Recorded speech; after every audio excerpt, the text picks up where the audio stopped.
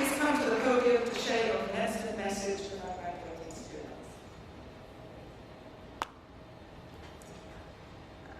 Well, good morning. It's such an honor to be with all of you and with all of your students. Thank you for being an inspiration to all of us every day. And we're also thrilled to be here and celebrate with you and your families and friends and talk about all that you accomplished in your days ahead. Last night, we were sitting back at our ranch, Brian and Booker and I. Booker is our son, and my husband Brian is here as well. We had just completed having my granddaughter's first birthday party. And we had a lot of people at the place. We were riding cars and four-wheelers and petting horses and eating cake and celebrating her. We just got done cleaning up at about 9:30 at night and sat down and started talking about coming here today and the speech that I would give to all of you. And Booker, who's 22 years old, he said, well, Mom, what are you going to say? Because he said, I hate it when people give speeches and it sounds like somebody else wrote them for you. And I said, yes, I know, me too. He said, so don't give a speech like that. Just give one on what you really feel all of these students might want to hear.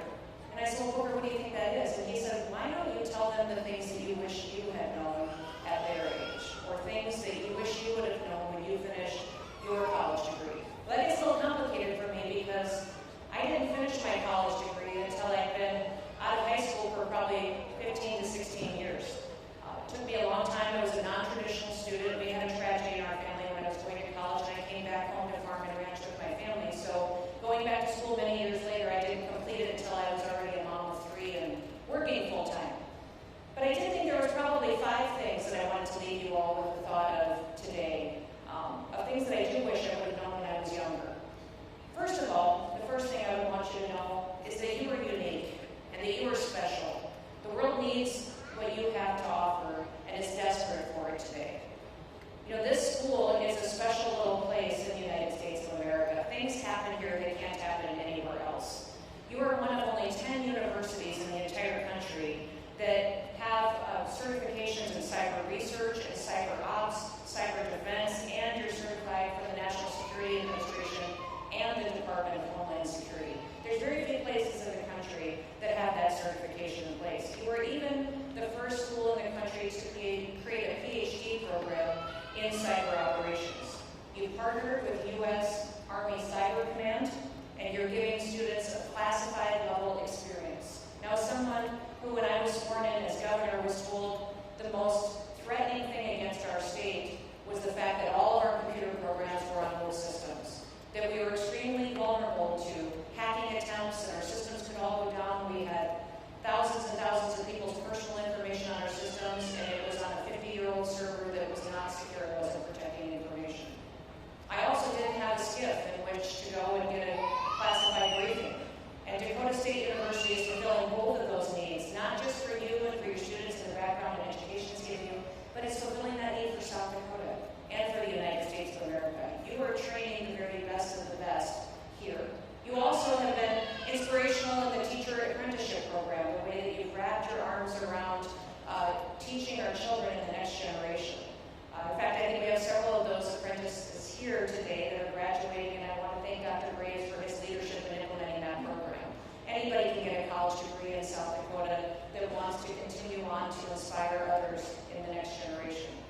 Your degrees in business and health and economics and what you offer to folks here at this university is very special. There's very few universities in the country that do it that well. And you're the only university in the United States of America to send 4 different students to represent Team USA at the World Cyber Games. So everything you do is outstanding. Everything you do is incredible. And what you have to offer the world as an individual will be incredibly impactful and special and be utilized far into the future.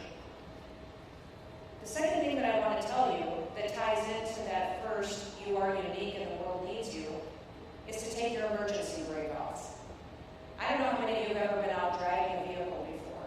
You've wondered what's wrong with it, right? It's jerky, it doesn't turn right, it's going slow, it seems like something is broken, and then you look down and you have your emergency brake up. Anybody ever do that before? I have. You drive around and once you pull the emergency brake off, you're amazed at how well your car drives. It drives smooth, and it's making you like, I can't believe I was actually doing that. Well, I'm going to encourage you that as you go out and tackle the next big thing in your life, to take your emergency brake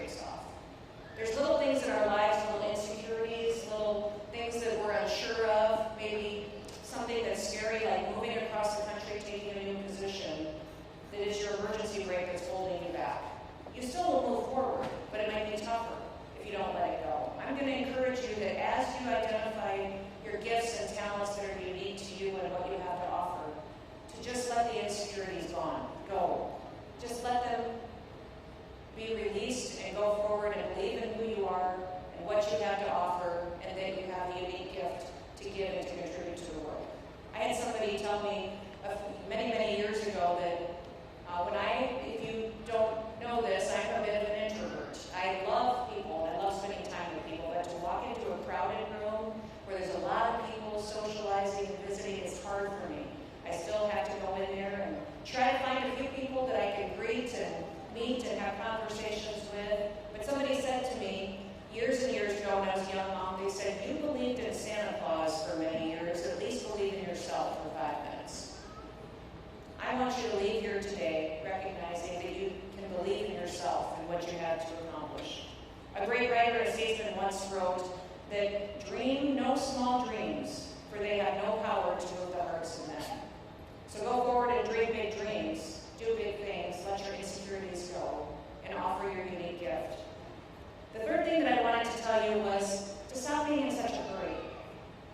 I remember getting out of school and running businesses, raising kids, and being in a hurry all the time. So much so that I missed opportunities to spend time with people. I missed opportunities to go to events and to be there for family events. And many times you're so busy getting that house purchased, getting that first big job that you want, that you forget that you don't have to be in such a hurry all the time, which ties into my number 4, and that is relationships.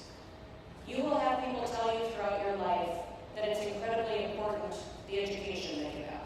Yes, your education is very important. Some people will try to define you by your job, by what you do. And yes, that's important. It's important that you get up every single day and have a purpose and live a life of significance. But I will tell you that the world still revolves on relationships. People will be successful based on the people that they know and the people that they spend time with. When people ask you to do things, say yes to them and go to them. You might meet somebody there that becomes your next mentor, becomes your next business partner, becomes somebody that's your next best friend. While education and jobs and all those other things are important to you, it is relationships that will help you be successful in life. The 5th thing that I'd like to say to you is to remember to say thank you. You have so many people in your life that have helped you be where you are today. So many people that have given you an opportunity to use the skill set that you have. So many people that sacrificed so that you could have an opportunity. Maybe even people that just encouraged you. As you go out and thank people, be happy. This world is desperate for people of joy and hope and people who spend time together, love each other, and recognize that we need to say thank you much more often. I'm so excited for all of you today. Thank you for letting me be here and share this special moment with all of you. Remember that somewhere God wants you to do good. Something He has that He wants you to do. And there is someone out there that He wants you to help. May God bless you. May God continue to bless the great state of South Dakota and the United States of America. Congratulations.